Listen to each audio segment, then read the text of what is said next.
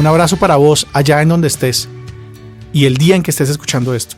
Gracias por subir por tercera vez aquí a la azotea.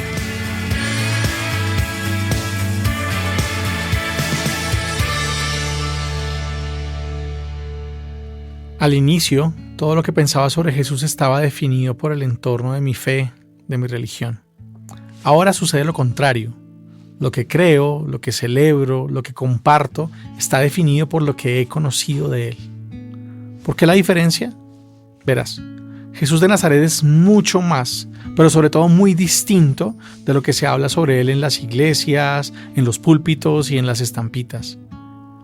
Eso lo supe desde la primera vez que intenté acercarme a lo que conocemos sobre Él, sobre su vida, sus palabras, sus acciones, sobre la razón por la que se hizo tan indispensable para sus amigos, amigas y quienes le creyeron.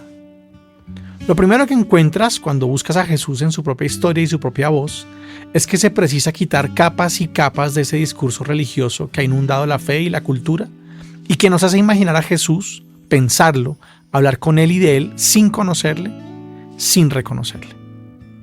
Pero Jesús no es una divinidad sobre la que se encuentran leyendas o relatos fuera de lo humano, sino alguien a quien podemos rastrear en este mundo, en esta historia y en coordenadas bien específicas.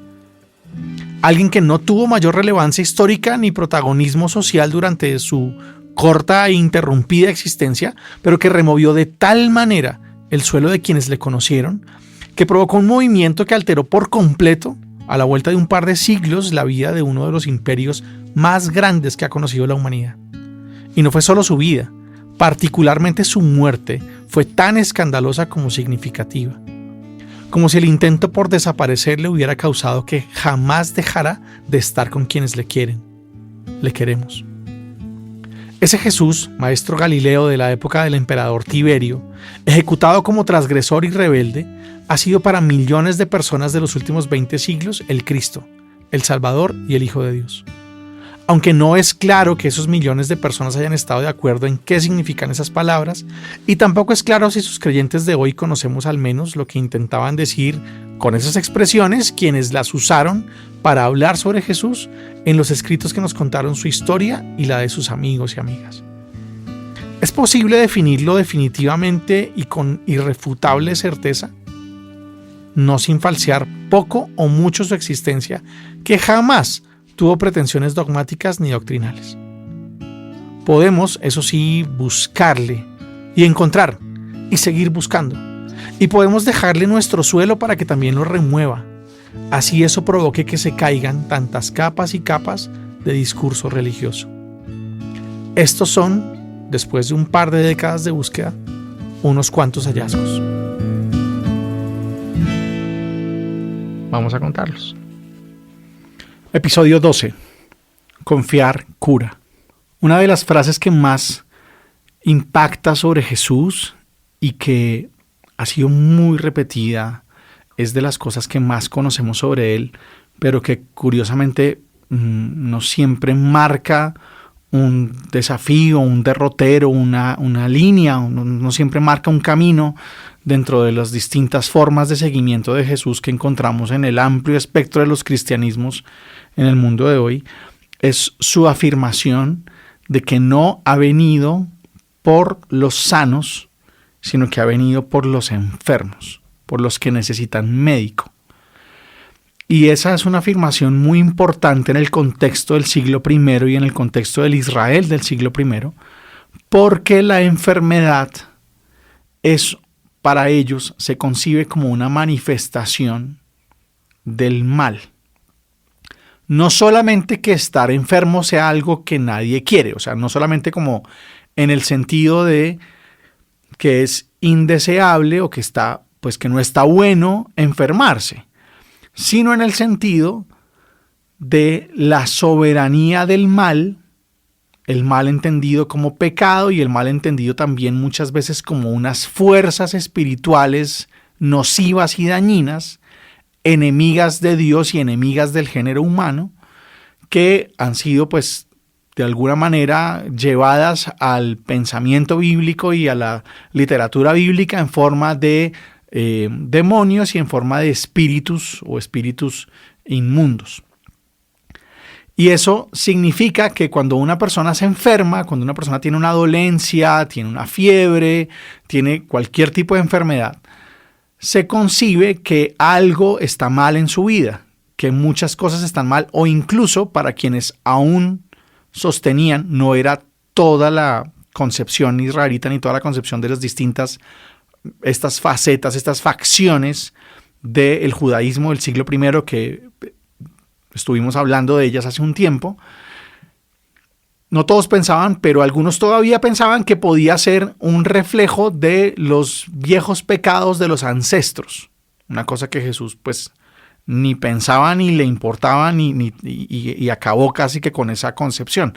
Pero todavía mucha gente la tenía, y entonces cuando alguien pasaba por un momento de enfermedad, siempre existía esta tentación y en algunos momentos era mucha certeza, incluso era una afirmación contundente y claro, muy difícil porque generaba exclusión, generaba marginación, que si tú tenías una enfermedad es porque tú estabas en pecado o habías pecado mucho, o tus padres o tus abuelos o tus bisabuelos habían pecado mucho, y entonces de alguna manera esta enfermedad era o una muestra del poder del mal sobre ti o una muestra del castigo de Dios sobre ti, que no es lo mismo, ¿sí? Que no es lo mismo. Entonces Jesús tiene una manera muy distinta de ver esto, porque Jesús lo concibe como una de las grandes cosas contra las que Él quiere luchar, contra las que Él quiere de alguna manera pelear, quiere vencer, quiere derrotar ese mal que aqueja a personas y les causa sufrimiento también en su cuerpo, también en su parte física. Aquí en los relatos bíblicos nos vamos a encontrar con muchísimas personas que tenían distintos tipos de malestares, dolencias, enfermedades y cosas, que por sus síntomas hoy en día pues se pueden identificar más o menos de qué se podía tratar, o más bien cómo llamamos hoy a las cosas que en ese momento llamaban de otra forma. Y algunas clasifican dentro de lo que hoy conocemos como enfermedades, otras clasifican como lo que hoy conocemos como enfermedades mentales, y otras clasifican como otro tipo de situaciones que no le dejan a la persona estar en bienestar, no le dejan a la persona estar en paz, que nos quitan completamente y que nos ponen a sufrir y nos ponen a doler. Jesús en realidad no tiene ni preocupación por estas caracterizaciones, ni tiene preocupación por el origen de estas, digamos, circunstancias a nivel sobrenatural o a nivel metafísico. Le importa muchísimo es el que sufre. Le importa muchísimo es que la persona pueda pasar la página del sufrimiento, y está convencido, absolutamente convencido, de que una de las manifestaciones de que el reino de Dios está presente, llegó, no hay que esperarlo más, es que es posible curarse, que es posible sanar, que es posible extinguir el dolor y extirpar el dolor. Entonces, eso significa que a lo largo de la vida de Jesús, y particularmente de su vida como maestro itinerante y como predicador, y para muchos como profeta, Jesús también es visto como alguien que cura. Y seguramente muchas de las narraciones que conocemos sobre Jesús surgen a partir de gente que dijo: ese hombre me curó, ese hombre me sanó, o ese hombre sanó a mi tía, o ese hombre sanó a mi abuelita, o ese hombre sanó a mi tío, o ese hombre sanó a mi hermano, o a mi criado, o a mi esposa. Porque con el convencimiento que Jesús tiene, con la total convicción que tiene de que la llegada del reino se manifiesta también en una victoria sobre la enfermedad, una victoria sobre el dolor y el sufrimiento, pues va a usar buena parte de su tiempo compartiendo con personas enfermas. Y en este contacto, en este vínculo y en este encuentro, pues sucede la curación. Entonces, la fama de Jesús durante estos primeros momentos de su vida como maestro itinerante va a ser también una fama de un hombre que cura. Y entonces lo que nos vamos a encontrar es que a Jesús lo buscan los enfermos. No solamente lo busca la gente que quiere escuchar un discurso sobre Dios o que quiere escuchar una nueva versión del reino de Dios o del cumplimiento de alguna profecía o de la interpretación que se puede hacer sobre determinado pasaje de la Escritura, como era súper usual en las discusiones entre los rabinos, fariseos, escribas, maestros de la ley, que se podían reunir en algún lugar medianamente público a conversar o a veces debatir sobre cómo se interpreta, cómo se entiende determinado pasaje de la Escritura. Y podría tener una audiencia. Y Jesús en algún momento tiene ese tipo de audiencia. Pero tiene otra audiencia completamente distinta, rara, que es la audiencia de la gente que está sufriendo, de las personas que tienen dolores, de las personas que tienen malestares, de las personas que tienen síntomas de cosas que, pues claramente lo hemos dicho, para la época, pues tenían muchos nombres y muchas cosas, pero que estaban todas asociadas al mal y al pecado, sea porque eran una manifestación, como lo dije, del dominio del mal sobre una persona, o sea porque son una manifestación de un castigo, de alguna manera. Y entonces aquí vamos a encontrar con una matriz muy interesante de Jesús. Porque, ojo, cuando Jesús arranca su ministerio, cuando Jesús arranca a caminar por las calles de toda la Galilea y por estas pequeñas poblaciones en las que estuvo, en Cafarnaúm y en Betsaida, en Corazaín y demás, las poblaciones, los caseríos cerca del lago de Galilea, los caseríos de las montañas de Galilea, el tipo se dedica a buscar a esta gente y a curar a esta gente y a atenderla. Y por eso vemos páginas enteras del evangelio que están llenas de curaciones, cura a una persona de esto, cura a una persona de lo otro, cura a una mujer de tal cosa, cura a una niña de tal cosa. Y es fruto de una convicción que tiene que ver con su idea del reino, pero que también tiene que ver con su idea de Dios, específicamente con la imagen que él tiene de aquel al que llama Padre, que es la necesidad de liberar al ser humano de las cosas que lo oprimen y la necesidad de liberar al ser humano de las cosas que no le permiten tener una vida completa, una vida en paz, en esta paz bíblica, en este shalom bíblico que es mucha plenitud, mucha cosecha, mucha primavera, mucho dejar salir todo lo que tenemos por dentro para hacer y para dar. Entonces, cuando algo pasa que no lo permite, cuando el que tiene una posibilidad de vivir de cierta manera y de trabajar y de acompañar a su familia y de enseñarle cosas a otros, está postrado en una cama, está acurrucado de dolor, pues Jesús entiende que no está bien estar así de mal. Y eso es una matriz muy distinta de muchas de las cosas que pasaban en su época y lamentablemente de muchas de las cosas que han pasado a lo largo de los siglos en el cristianismo, incluido hoy. Porque para Jesús el sufrimiento no es una cosa que hay que tolerar, que hay que ofrecerle al cielo, que hay que hacer de tripas corazón y entonces aprender de todo esto. No, para Jesús el sufrimiento es una cosa que hay que eliminar, que hay que arreglarla, que hay que resolverla, que hay que permitir que esa herida se cierre. Jesús es el hombre que llega al mundo para cerrarle la herida al mundo, no para enseñarle al mundo cómo se convive con esa herida y cómo se ofrece esa herida y cómo se convierte ese dolor de la herida en una gran ofrenda y una gran oración. No, hay que cerrar la herida. Hay que cerrarla y hay que curar la herida. Y esa herida se llama muerte, y esa herida se llama enfermedad, se llama soledad, se llama aislamiento, se llama marginación, se llama pobreza, se llama muchas de las cosas por las cuales las personas no pueden vivir con esa paz. Y entonces va a pasar mucha parte de su tiempo y mucha parte de su vida en las casas y en las calles de la gente que sufre. Y entonces esto es para los religiosos de la época, para la gente que tiene una religión construida alrededor únicamente como del privilegio y del estar bien y tal, pues es un espectáculo bochornoso. Jesús con un pocotón de gente al lado suyo que no está bien y que se está quejando y que tiene visibles expresiones de su sufrimiento, que para la época además terminaban siendo motivos de impureza muy claros y que a Jesús no le importan para nada. A Jesús no le importa tocar gente que esté sangrando y eso está prohibido en la Escritura. Prohibido. A Jesús no le importa tocar gente que tenga lepra y eso está requete prohibido en la Escritura. A Jesús no le importa tocar gente que esté paralizada y que esté, digamos, como con su cuerpo completamente torcido y inmóvil, y muchas de estas cosas no eran bien vistas porque, insisto, había una concepción un imaginario detrás que le sumaba al dolor físico el dolor de la sensación de estar siendo señalado por la comunidad, por el pueblo, por los representantes religiosos del pueblo.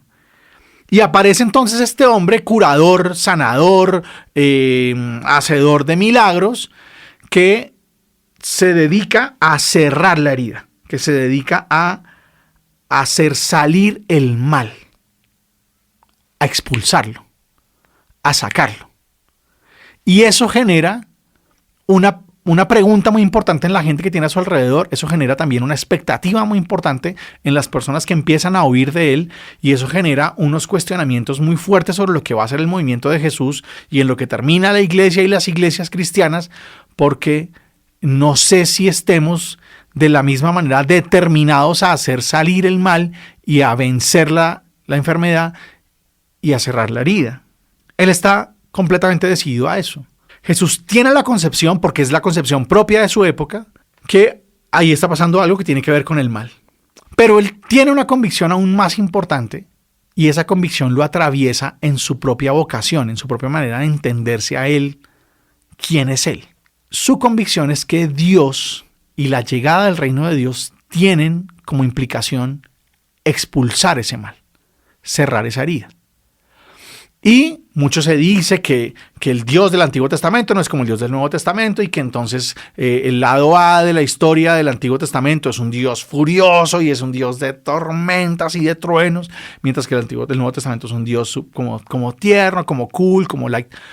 Y a eso le falta mucho conocimiento de la Escritura, porque la gran obsesión del Dios del Antiguo Testamento, la gran obsesión de Yahvé, son las personas que sufren. Y eso recorre la Escritura, y lo recorre desde el inicio. Lo vimos cuando hablábamos en los episodios anteriores sobre la historia de Israel y cómo este Dios termina siendo distinto, no porque su forma sea rara, no porque esté más allá del bien y del mal, no porque habite no sé cuántos cielos, sino porque elige a los que nadie elegiría, a los que cualquiera descarta, él los elige. Y no solamente los elige como para tenerlos ahí, no, los elige para entrar, y de alguna manera con ellos, con su fe, con su confianza, va a transformar la situación, va a hacer que esto termine siendo una cosa completamente distinta. Entonces, la imagen que hay de Yahvé en el Antiguo Testamento también es una imagen de un Dios que cura, que sana, que escoge la gente que le duele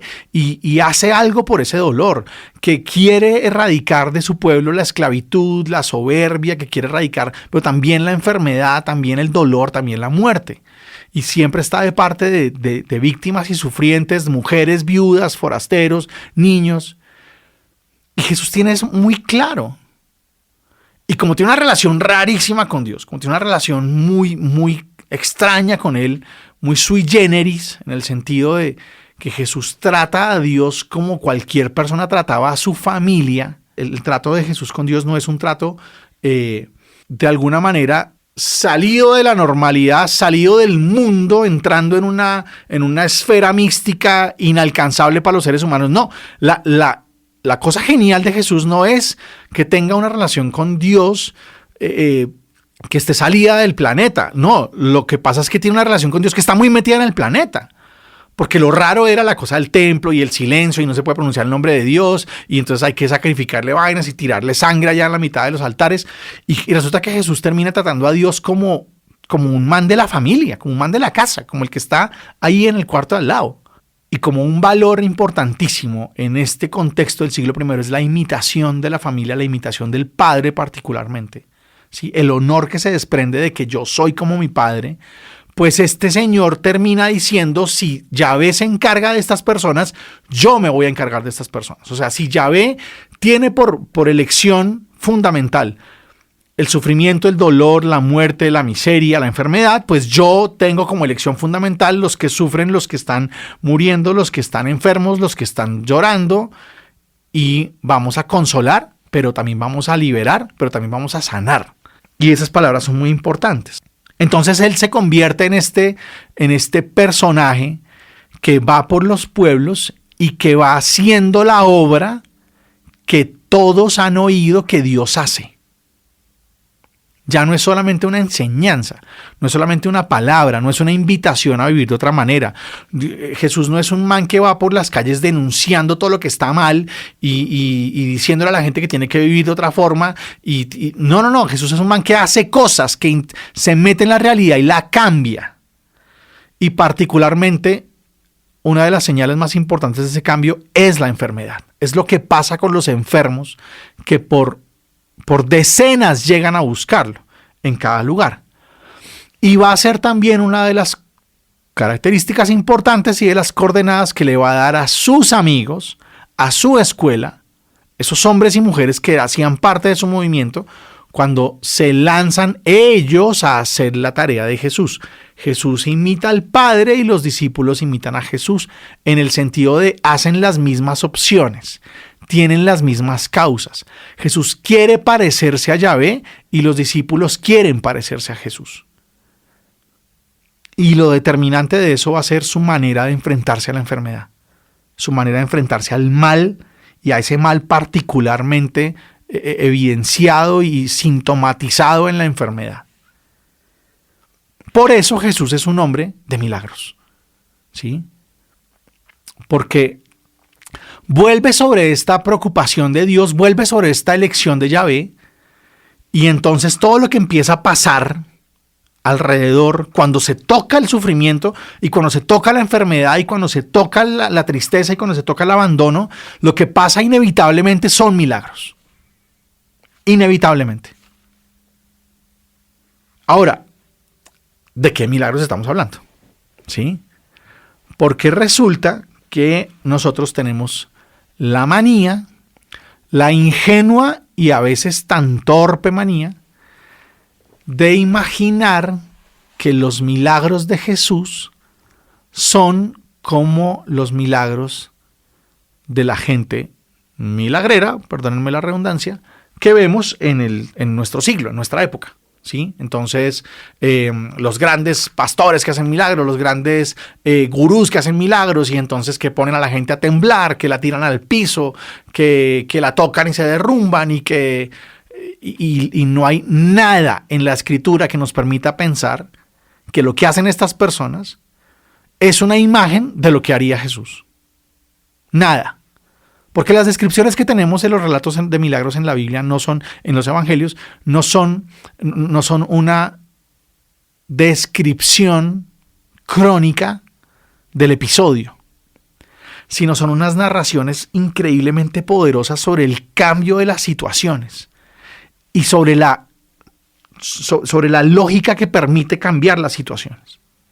Entonces, dos cosas para decir ahí. Una es, claro que hay gente que sabe curar en el siglo I, claro que hay gente que sabe curar. Ahora, no son de amoxicilina, ni de ibuprofeno, ni de radioterapia, ni quimioterapia, sino que son pues prácticas muy similares a lo que hoy conocemos como la medicina oriental, como la medicina originaria, porque estamos hablando de un pueblo para el momento todavía un poco tribal, y estamos hablando de una manera de aproximarse al cuerpo humano, pues que tenía todas estas matrices.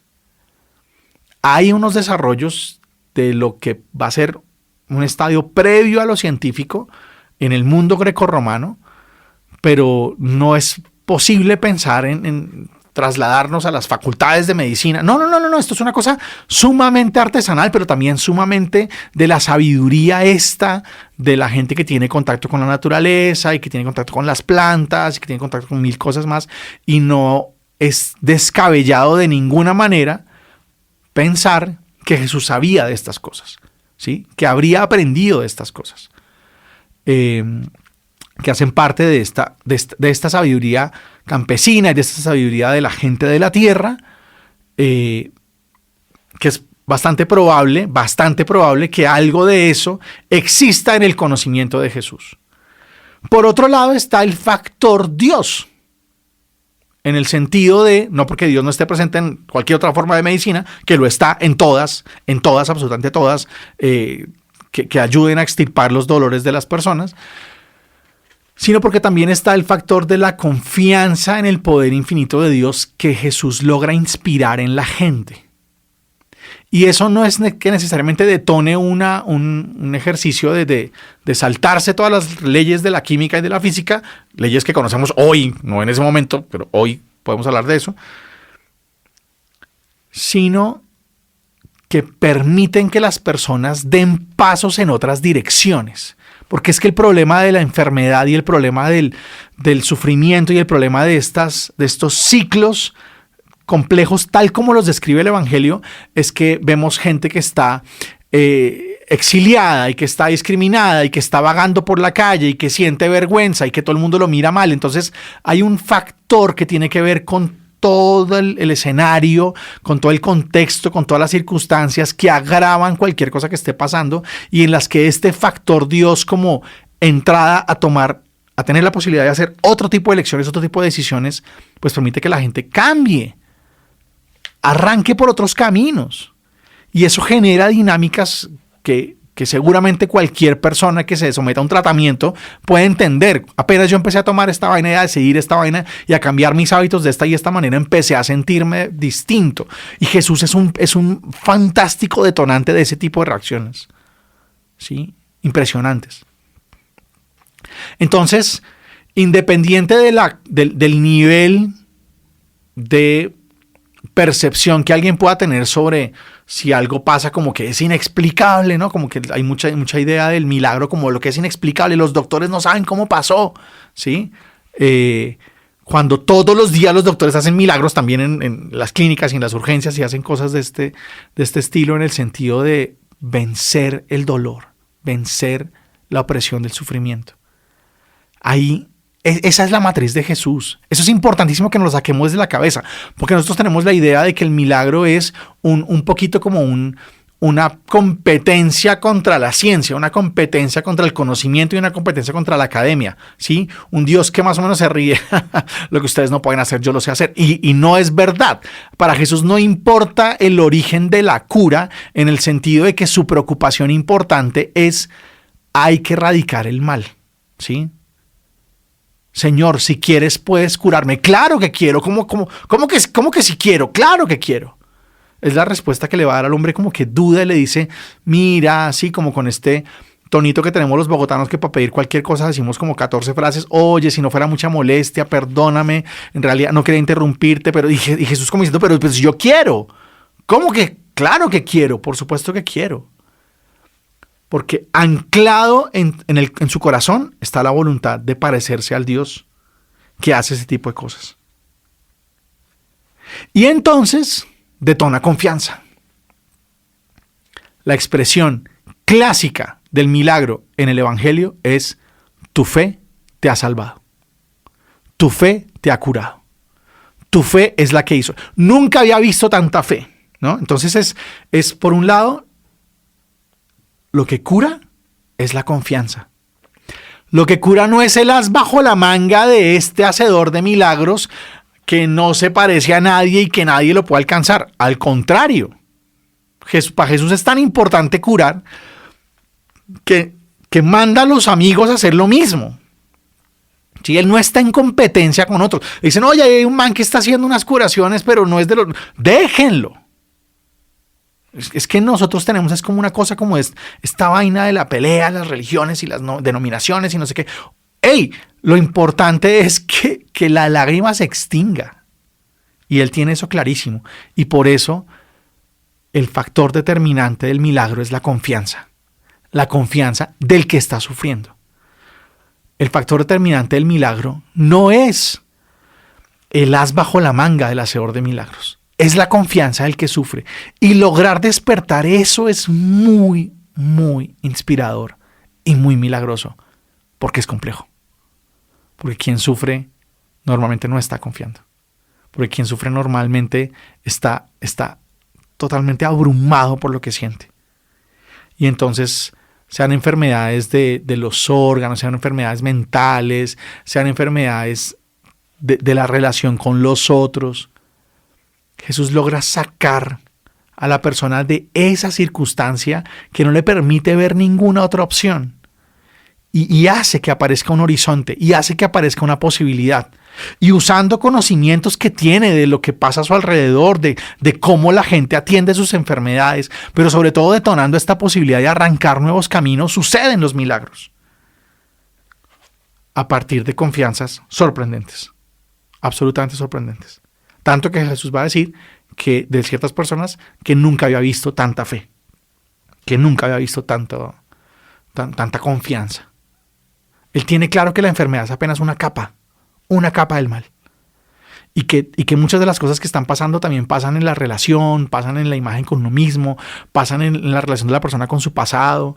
Y por eso va a decir, a mí no me importa el pasado, o sea, que quién pecó, que no pecó. No, esto es para que se demuestre que Dios está ahí, que Dios puede y que podemos confiar en Él. Y eso es lo que hace que el mal huya y corra, en el sentido de por donde va pasando él, por donde va pasando su escuela, por donde va pasando sus amigos, las cosas cambian, las cosas se hacen diferentes. Y nosotros venimos de ahí. Venimos de las caras que sufren, de las caras que esperan, de las caras que anhelan una liberación de esos males, de esos dolores, de esos sufrimientos, de ese no poder pararse, de ese no poder salir a la calle, de ese no poder tocar a nadie, de ese no poder estar con la familia, de ese estar encerrado o amarrado dándose contra las paredes en un cementerio. Venimos de ahí, de ese anhelo expectante de decir, por favor, que se acabe este dolor ya. De esa búsqueda de la salud, venimos de ahí, de la búsqueda de una respuesta, de una paz, de la búsqueda de un estado personal, interior, pero también con los otros y con la familia, de estar mejor, de bienestar, ¿no? Y venimos de la confianza en Dios. Venimos de hombres y mujeres, niños, viudas, que confiaron en Dios, que dijeron, es posible otro camino, yo voy a empezar con esto. ¿Sí? Yo voy a arrancar por aquí, yo voy a volver a mi casa, yo voy a bañarme en este lugar, yo voy a estar bien, porque Dios no me quiere así, porque es que estar mal no está bien, estar así de mal no tiene nada de bueno, ¿sí?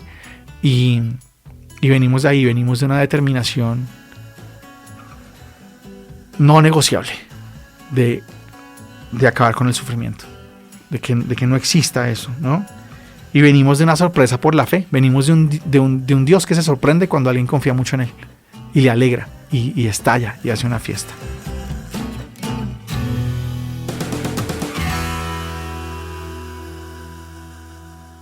Y ahora va un salmito mío.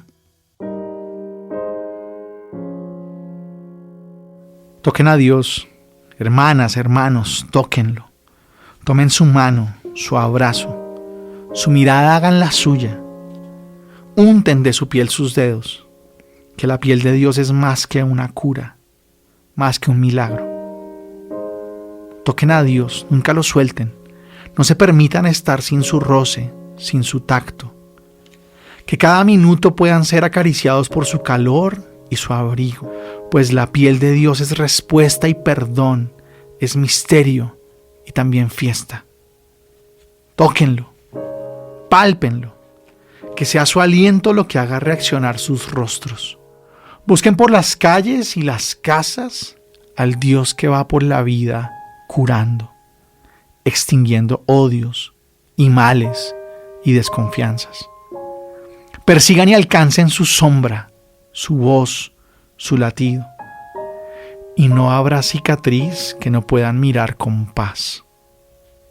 Toquen a Dios, mírenlo. El borde de su manto está en la lágrima del desconsuelo, y su sombra pasa sobre nosotros cuando nos dejamos mover por el frío y el hambre ajena, por su duelo. Toquen a Dios en su piel expuesta, en el corazón de sus pobres, de sus viudas, de sus forasteros. Cúrense allí, curando. Amén.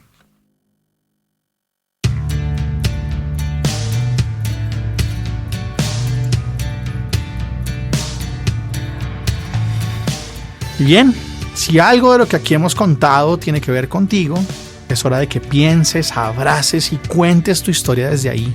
No olvides de dónde vienes. Benditos los oídos que escuchan y las manos que comparten.